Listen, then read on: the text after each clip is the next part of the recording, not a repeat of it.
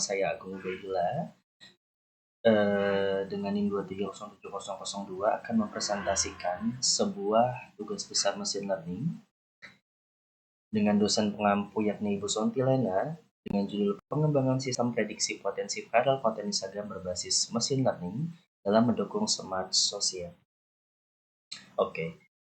Dataset yang kita ambil dalam pembuatan sistem ini yakni dataset yang berasal dari Kaggle dengan jumlah data yang kita lihat di sini sekitar kurang lebih 1 juta data. Kalau yang kita lihat dari proses di collapse, benar data ada sekitar 1.485.075 data dengan pemisahan yakni 15 kolom. Lanjut. Nah, kemudian utama sebetulnya bukan hanya like follower. Mengapa kita mengambil 1, 2, 3, 4 fitur ini? Karena fitur tersebut merupakan fitur yang relevan untuk dilakukan pemrosesan data dan relevan juga dengan sistem yang akan kita kembangkan. Jadi dari 15 fitur tadi yang kita ambil itu hanya sekitar 4 fitur penting. Nah, kemudian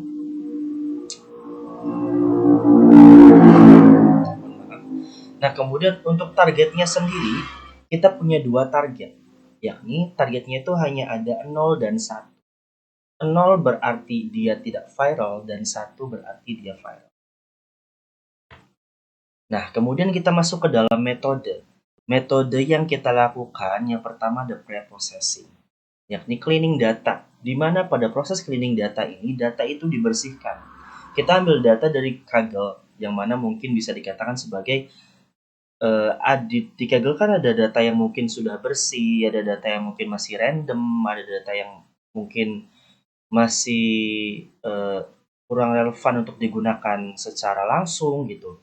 Maka dilakukan pre-processing data yakni cleaning data. Diharapkan data tersebut bisa bersih. Kemudian handling missing value, menghandle data yang missing. Kemudian penanganan outlier. Penanganan outlier supaya dia tidak bias, yang mana digunakan winsorization dalam penanganan outliers ini gitu. Kemudian untuk feature engineering, fitur tambahan yang kita tambahkan adalah engagement ratio, yang mana ini sangat relevan untuk sistem tersebut karena dia tuh berpengaruh terhadap interaksi end user atau pengguna Instagram terhadap like dan juga komen. Nah, kemudian algoritma yang kita bandingkan itu ada 3. Yang pertama ada decision tree, yang kedua ada logistic regression, yang ketiga ada random forest. Nah, dalam pemilihan 3 pemrosesan data ini, algoritma yang terbaik itu ternyata adalah random forest seperti UTS kemarin. Kita masuk ke dalam evaluasi kenapa sih random forest yang kita ambil sebagai sebuah algoritma atau metode yang cocok untuk dibuat atau untuk dimasukkan ke dalam sistem ini. Oke, kita masuk ke dalam matriks, yang mana matriks yang kita lakukan pemrosesan adalah akurasi, kemudian precision, kemudian recall dan advanced score.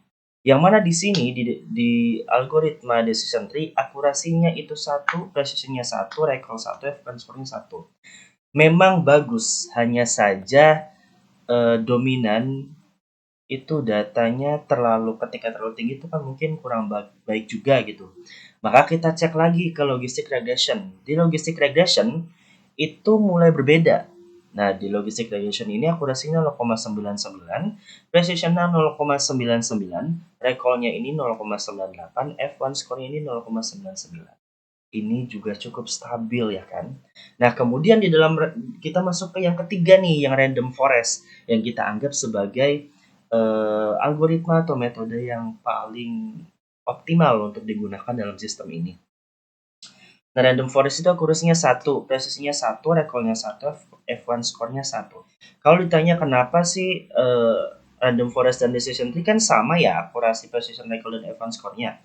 Kenapa yang dipilih adalah random forest? Karena menurut pandangan saya, random forest merupakan, di sisi lain random forest dan decision tree ini hasilnya sama, tetapi kalau untuk sistem yang saya gunakan ini, random forest merupakan salah satu pendekatan algoritma yang lebih terbaik dibandingkan dengan decision tree. Kecuali memang masalahnya berbeda dengan sistem yang saya buat gitu. Mungkin decision tree lebih baik atau mungkin sebaliknya. Kita masuk ke demo aplikasi. Oke, sebelum masuk ke demo aplikasi, fitur yang sudah dibuat itu ada input data interaksi, kemudian prediksi viral atau tidak viral, kemudian tampilan dataset, dan yang terakhir itu visualisasi data grafik, visualisasi grafik. Kita masuk ke Gradio, oke. Kita di sini sudah mencoba tadi input interaksi kalau misalkan kita tuh punya like sekitar 24 juta ya.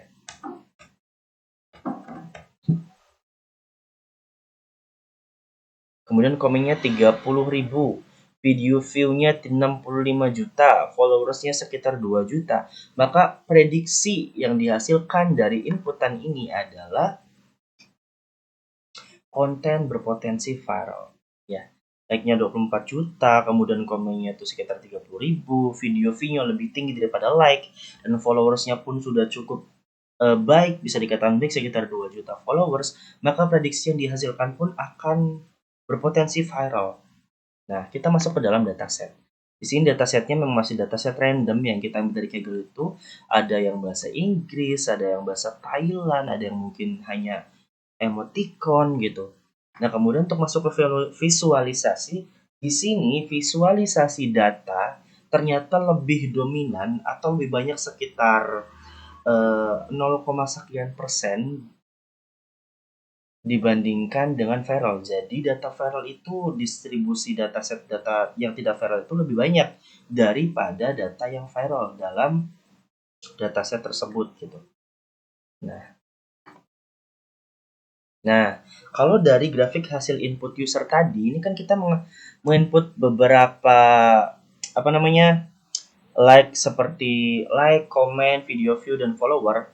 Itu kan menghasilkan konten berpotensi viral ya. Maka di dalam visualisasinya pun hasil prediksi konten user itu 80% dijamin viral dan 20% sisanya itu tidak viral.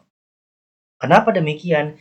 Karena hasil like dan keempat inputan ini itu berpengaruh sama besarnya terhadap keberlangsungan sebuah konten yang ada di dalam Instagram. Seperti itu. Oke, kita kembali lagi ke dalam PowerPoint. Di sini demo saya lakukan, saya kembali masuk ke kesimpulan. Yang mana sistem berhasil memprediksi viralitas konten Instagram seperti yang sudah kita demokan tadi. Kemudian random forest menjadi model terbaik karena di sisi lain sekalipun decision tree juga memiliki output yang sama, tapi dalam pandangan saya random forest menjadi model terbaik karena pendekatannya lebih relevan dengan sistem yang saya buat. Nah, kemudian untuk Gradio ini memudahkan implementasi model ya kan, dan juga mendukung konsep smart society berbasis data. Terakhir, terima kasih. Mohon maaf atas segala kekurangan dan terima kasih atas segala perhatian. Saya Agung Ubaidillah, pamit undur diri. Assalamualaikum warahmatullahi wabarakatuh.